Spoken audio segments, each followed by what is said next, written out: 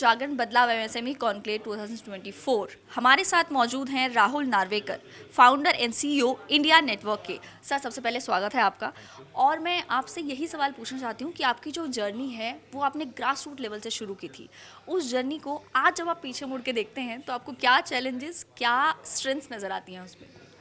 देखो, चैलेंजेस तो if I look back honestly मुझे भी हंसी आती है कि I have had this, I call my self Ganpati favourite child. तो गणपति की बहुत कृपा रही है हमारे पे।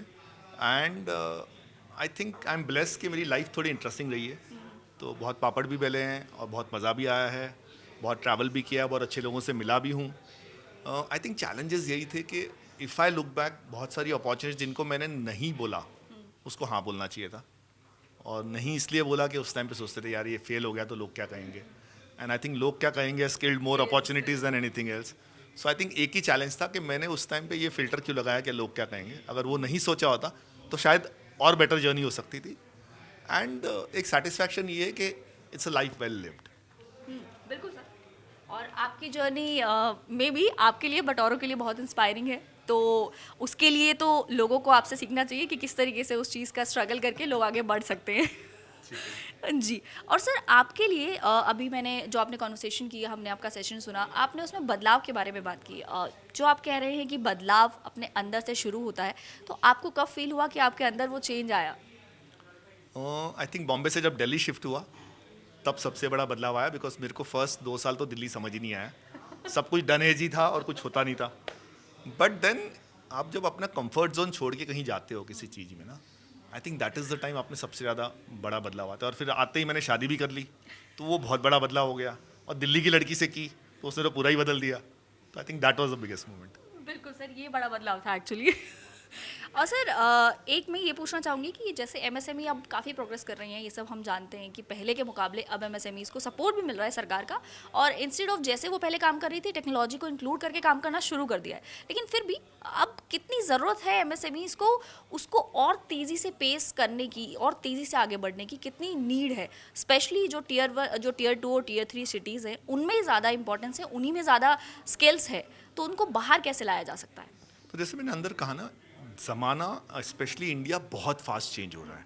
तो जैसे हम 3.5 ट्रिलियन की इकोनॉमी है, पहले 1 ट्रिलियन बनने में हमको 55 साल लगे, सेकंड 1 ट्रिलियन ऐड करने में 15 साल लगे, थर्ड के लिए 5 साल लगे। तो आप सोचो अगर हमको इसको डबल भी करना है, ठीक है, तो बहुत रैपिड चेंज आएगा। और स्पेशली 2 टेक्नोलॉजीज जो अभी हमको समझ नहीं आए उसकी power, which is artificial intelligence and machine learning. Fundamentally आपको एक चीज़ समझना है, बाकी सारे जो टेक चेंजेस आए हैं वर्ल्ड में, from steam engine to electricity to bicycle, ये सब स्टैटिक थे। एआई एक ऐसी टेक्नोलॉजी अपने आप को सुधारती है, वो अपने आप काम कर सकती है। तो आप समझ सकते हैं इतना एक्सपोनेंशियल ग्रोथ आने वाला है। इसमें बहुत सारे इंडस्ट्रीज खत्म हो जाएंगे, दे विल नॉट एग्जिस्ट। ये सबसे बड़ा थ्रेट है। दूसरा, इंडिया में अब स्टार्टअप इकोसिस्टम सेट हो गया है। स्टार्टअप्स ने इनिशियल वेव में सिर्फ कॉम्प्लेक्स चीज़ें करी, अब वो एमएसएमई वाली बेसिक इंडस्ट्री जैसे लगेज है, अगरबत्ती है, खाना पीना है, उसमें घुस रहे हैं। और स्टार्टअप की जो स्पीड है वो एमएसएमई मैच नहीं कर सकता। तो इट इज़ बेटर कि हम अपने आप को बदले अंदर से, हम अडेप्ट करें इस नई सोच को। और वो सिर्फ सोच है और कुछ नहीं है, ठीक है। अगर आपने उतना कर लिया तो you will thrive, otherwise you will not survive. जी। तो जब एमएसएमईज़ के पास चैलेंज आते हैं जहां वो घबरा जाते हैं, ऐसे में उन्हें क्या सोचना चाहिए? क्या ऐसी चीज़ें जिससे उन्हें स्ट्रेंथ मिले, और क्या ऐसे फैक्टर्स हैं जो आपने अपने ऐसे वक्त पे सोचे होंगे जब आपको मुश्किलें आई होंगी? देखो, संगत का असर बोलते हैं, ठीक है। तो मैं आई बिन लकी कि मेरी संगत अच्छी रही है। और मेरे से ज़्यादा स्मार्ट और ज़्यादा एक्सपीरियंस लोगों के साथ मैंने उठना बैठना है। दूसरा, ऑफकोर्स मैं बहुत पढ़ता हूँ, and reading is a super power. और पढ़ने का एक फ़ायदा ये होता है कि आपको ऐसे लोगों के बारे में पता चलता है जो आपसे ख़राब हालत में बहुत कुछ कर चुके हैं। तो अगर उन्होंने किया तो आप भी करते हो। And ultimately mindset is the only thing that you need. Okay, so if you are part of the right ecosystem, अगर आप उन लोगों के साथ उठोगे बैठोगे सिर्फ रो रहे हैं कि सरकार ने ये नहीं कर दिया, ये स्कीम नहीं हुई, तो आप भी वही कर लोगे। अगर आप उन लोगों के साथ बैठोगे जो बोल रहे हैं हाँ यार ये चीज़ है, तो आपको एक चीज़ समझ में आना चाहिए कि स्ट्रेस या टेंशन जो बोलते हैं, उसमें हमारी बॉडी में जो केमिकल रिएक्शन होता है वो एक्साइटमेंट में भी सेम ही होता है। जी। तो ओलंपिक्स में जो एथलीट कर रहा होता है ना, उसको पूछते हैं क्या लग रहा है, बोलते हैं आई एम एक्साइटेड। रिएक्शन वही है। तो अगर हम अपना वो बदलाव सबसे पहला ये लाए कि जब भी कुछ चैलेंज आए, हम ये नहीं बोले हमको स्ट्रेस हुआ है, हम बोले I am excited for this opportunity.